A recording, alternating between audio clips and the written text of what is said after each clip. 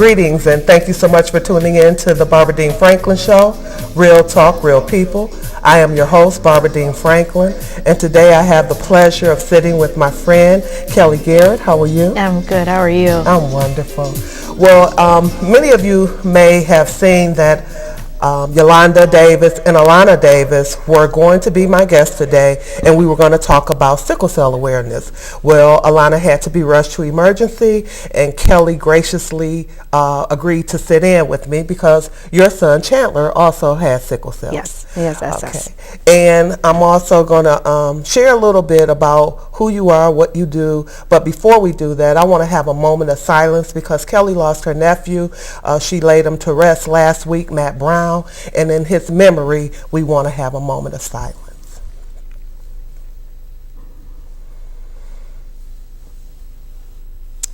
God bless. Thank you. So again, I want to thank you, Kelly, for coming out. I know that, this may be a difficult time for you, but you are such a blessing to so many people. And people need to hear your story. They need to see your smile. And they need to know that there is strength, even in the midst of pain. Absolutely. Okay, so Kelly and I worked at AT&T, but we never seemed to have ever crossed paths. We're Facebook friends. We sometimes are in the same building, but not been able to see each other. But today, I got a chance to wrap my arms around you, and I'm grateful for that. You are the pro tem mayor for Lathrop Village. Yes. And there are so many other things that you are doing.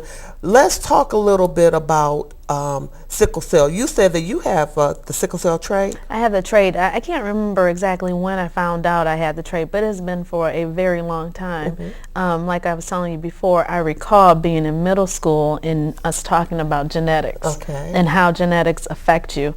And I recall, so I don't know if it was then that I learned that I had the trait or not, but as I told you, both parents have to have the trait, and then you have a 1 in 4 chance to have a child that has sickle cell. And I said, I can't win the lottery, but I can win the fact that my son will have sickle cell. All right. So that's how it happens, and I think that's one of the things that I'm pushing for. When people get together, you get tested for other diseases and things like that. Sickle cell trait, find out if you have a sickle cell trait is important because this is a disease that not everybody can handle. Right, and as I read up on it, and I was sharing with you that, when I was younger, back in the 60s, I remember having a girlfriend who had sickle cell, and it was, all you heard was sickle cell anemia, she was, but just her nose bled, and that was all. I never remember her being in any pain. I never remember her ever having to go to the hospital. I do know that she had really bad nosebleeds. They would stick the cotton up in her nose, and that was the gist of it. But now sickle cell anemia, there's sickle cell disease, there's sickle cell traits, and it's just like it's becoming more and more prevalent today that you hear a lot about it. I know it's not a disease that can be cured, but how can you be proactive in preventing the pain, or what are some of the signs, I guess, of sickle cell when you?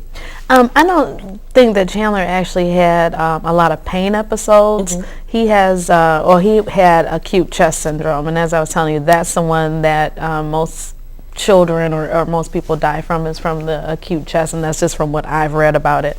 The one thing that when Chandler was little, and let me back up, I was blessed for the fact that I did work at AT&T or Meritech, Michigan Bell. I can't remember which one I worked for at that point. But because of the insurance that I had and the insurance that the UAW provides for my ex-husband, we were able to get tested in vitro. So at 7 weeks, I found out that I was pregnant with a sickle cell baby, basically. And so many things, this is why I'm in so many causes, is that I recall that phone call from his doctor, or from my doctor, saying he does have sickle cell, and well, you're having a boy and he's going to have sickle cell. You can terminate your pregnancy. You need to think it through whether or not you want to have this, because sickle cell children, it's a lot of responsibility. So I'm happy that I had a choice, which that's a whole different show, I'm sure. I had the choice of whether or not this is something I wanted to take on. And then the fact is, of course, I said I would never, terminate Chandler, but I also declared and decreed over my body, over his body, that he would never be affected by sickle cell. So, mean, it's again, going back to the fact that I think that more people need to know whether or not they have a trait. I've never been affected by anything. At least I don't believe I've been affected by anything from having a trait. Right.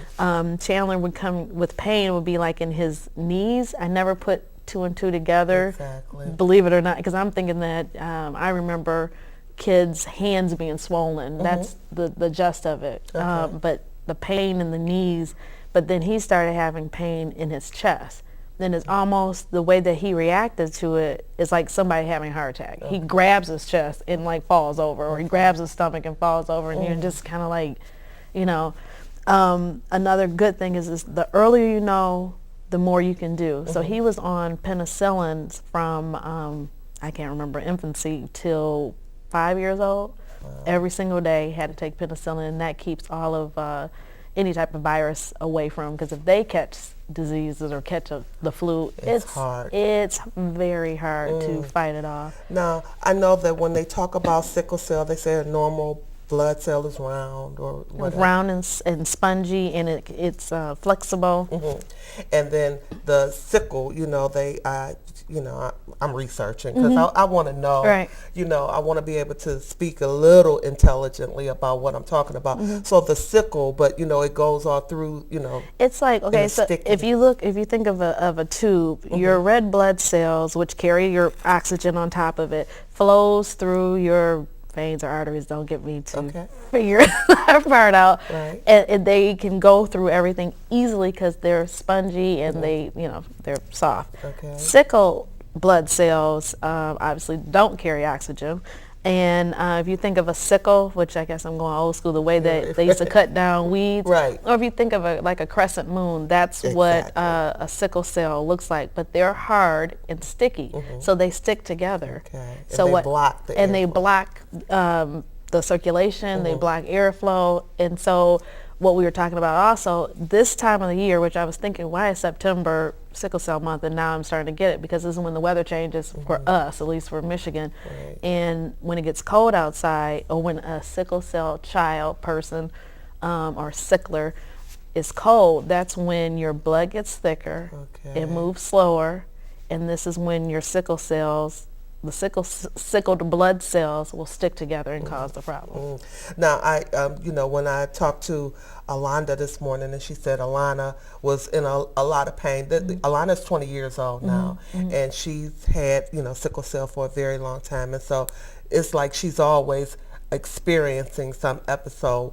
Now that you know that Chandler has the sickle cell, are there things that you could do, like with his regulating his eating habits, and making sure that he's not stressed, or I'm sure he's in activities, footballs or different things like that. What do you do to try and prevent him from having those episodes? Well, he would never be in football. Okay. That's that's something that they can't do trauma to their bodies. They cannot, even though he signed up for it, and I had to go and tell the coach it's never going to happen. Okay. He can play basketball to an extent because he gets winded faster. Right. He can play baseball just fine. Now, for his diet, when he was little, I really didn't regulate it as much, but as I started doing more research about sickle cell, I found that fatty foods, fast food, causes problems. And I said, now go figure. The sickle cell anemia is prevalent in the black community, so I'm wondering. Yeah, of course that goes. Right. Fast food, and the way that our diet is, and fried foods, things like that. Right. So with him, he gets more greens as much as I can possibly get him to eat, more protein, and then he has to stay hydrated. They have to stay hydrated because there's nothing worse to be in the ER with your child and they can't find a vein because he's dehydrated. Wow. It is. It's a nightmare. It's something that, for a mother, for a father, and my mom was there, and his other grandmother was there, it's a nightmare to watch. Wow. And I'm sure that it is. And really, I really was hoping that Alana and Yolanda could be here, and I definitely wanted you on the phone. This, but talking about God having a ram in the bush, right? And I really thank you. Because this was just an early conversation, and then you showed up, coming up out of the house, but. just from that 20-year-old perspective, here's a young girl who should be out, living her life, living her dream. I know she was working and, things like that. But from a baby, she's been like, it seems like she's always had this problem, So, and then to have a mother's perspective to watch your child be in pain, and there's nothing that you can do. How do you encourage Chandler when he's going through something? Well, like one that? thing that I don't like, and this is just my personal perspective, is I don't like all the drugs that they put our kids on. Okay. And the one thing that I did read back in 60s, maybe back in the day, is that sicklers became junkies. Okay. Because you go to the hospital, they give you morphine, and I had to put a stop to that immediately, because the first thing they would do once they did the IV is they hooked them up with morphine. And it's like, no, let's do the step up process. Let's not go just straight from he's in pain to morphine. Because then what happened with some sicklers, from what I've read, is that then they're turned away at the hospital, because then they look like, oh, they're not really in pain. They just want to come for the morphine. Yeah, and so then, as a doctor, I can understand you have to regulate it, but as a sickler, and I know what they go through, that has to be hard to try to explain your pain to someone, because it goes from 0 to 60 in a matter of seconds, where you could be talking, the next minute you're out of it. It's amazing that you would say that, because I remember reading a post like maybe a couple of weeks ago where Yolanda was saying, her daughter is so strong that she's like, I don't even want the morphine. I don't that she was, trying to deal with the pain on her own, because maybe the morphine, I don't know if that even makes them sick. It's not that it makes them sick, but we overcome certain medication also, and that's one thing. I don't want him, and I can't think of the word right now, where you get immune to on one level. So Chandler and I, one thing that we do is we do a lot of breathing techniques, and it is where just trying to keep him calm, because I'm not someone that takes medication. I have to be very, very sick for me to take medication, and I'm trying to teach him the same thing, because you want the medication to work when you need it to work, not just automatically being put on it. Exactly. And one thing, and I would love to meet Yolanda at some point, you have to be your kid's advocate at whatever age. And it warms my heart to hear of a 20-year-old, because I don't know a lot of older people with sickle cell. But you have to be their advocate. The medication is one thing that I'm just not for. Like, they have a new drug, newer, which is called hydroxyurea. Okay. And that's supposed to reduce the amount of acute chest syndrome episodes, and that's where you basically have your pain in your chest, and it mimics kind of like flu-like symptoms, asthmatic almost, but I won't let my son go on it. Only because my girlfriend's children is on it, but she seems to still be in the hospital. Maybe she's not having acute chest, but my son hasn't had an acute chest episode.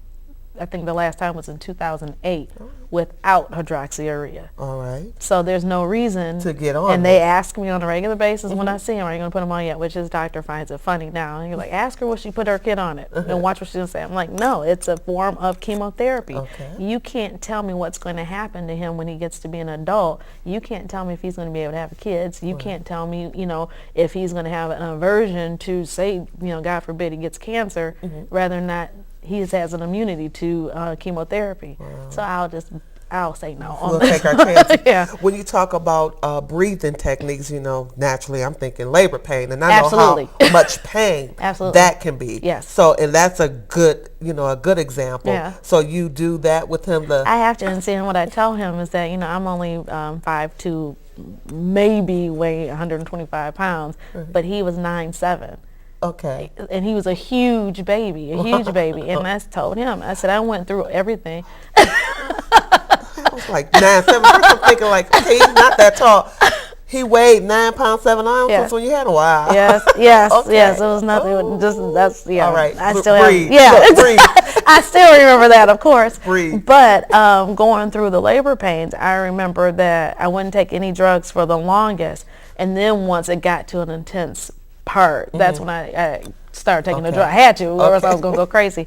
But I tell him that, because I'm like, take it as far as you can, and then we'll do the drugs, but we're going to step you up. Let's start with Motrin before we even go to morphine, Right, you know, right. because they want to take you there quickly. Exactly. Well, I know that I believe it's on the 27th of this month. There's a sickle cell walk, Yep. and I know Alana and Yolanda are going to be there to do that walk. And one thing that you said about being your child's biggest advocate, I would have to say that I have known Yolanda before Alana, and she has definitely.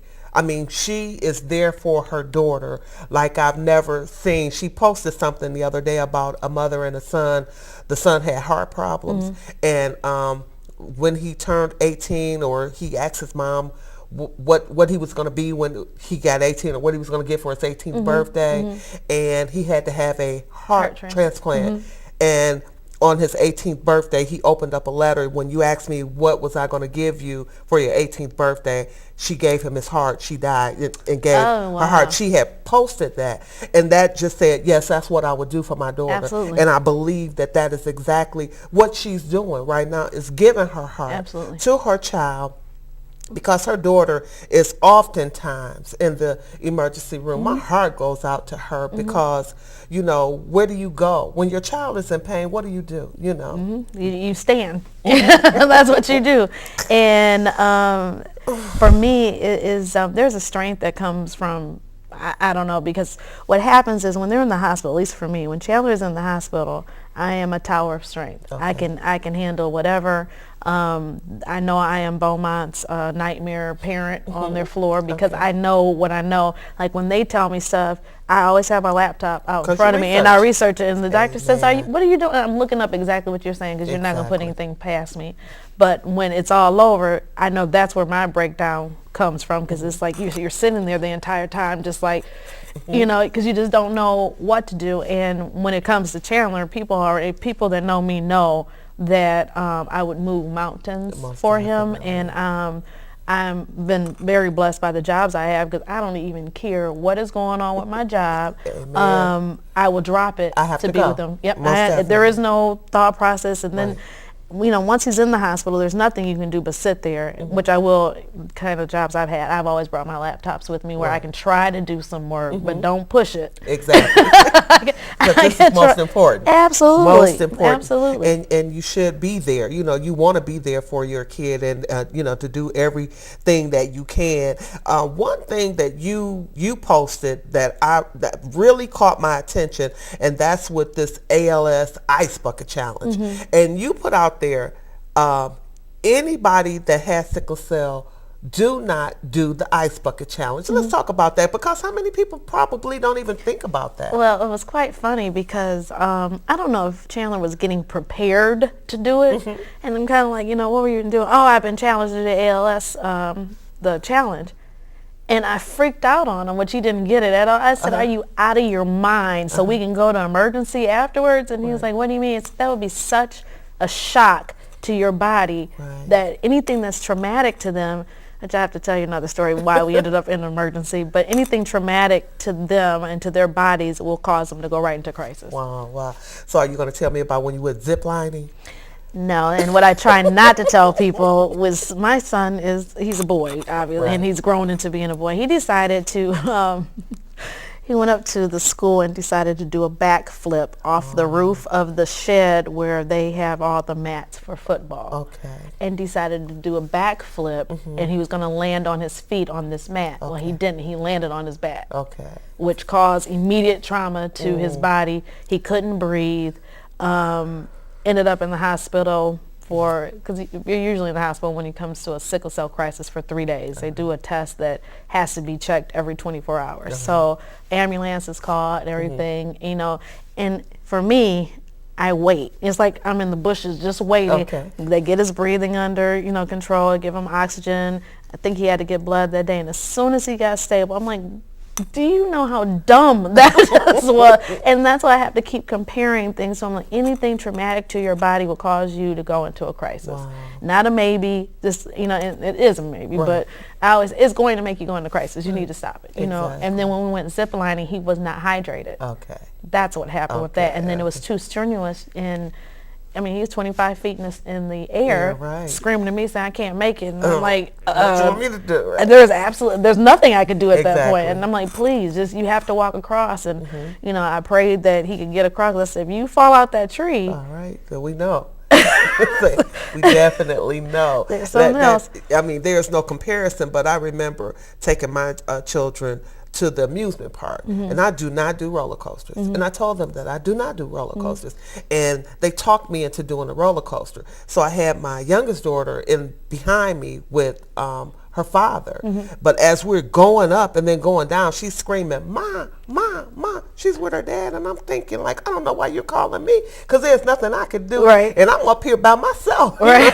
And I'm afraid, but I'm glad that Chandler is okay, and I'm glad that you are his biggest advocate. And I, you know, as I think about you and your strength, and I follow you, and I watch you, and I listen to you, and God is just blessing you. His hand is just all up in your business. Thank you. And I just hope you okay, because you know I'm still a little emotional. I know it. I know it. You know, I know that you are, but your strength, you know, even in the midst of your pain, you're strong. And I just need you to know how strong you are. Sometimes I know we don't realize our own strength. We don't realize what we do for other people. But you encourage me each and every day. I look to you. I look to you. Really? You know, I do.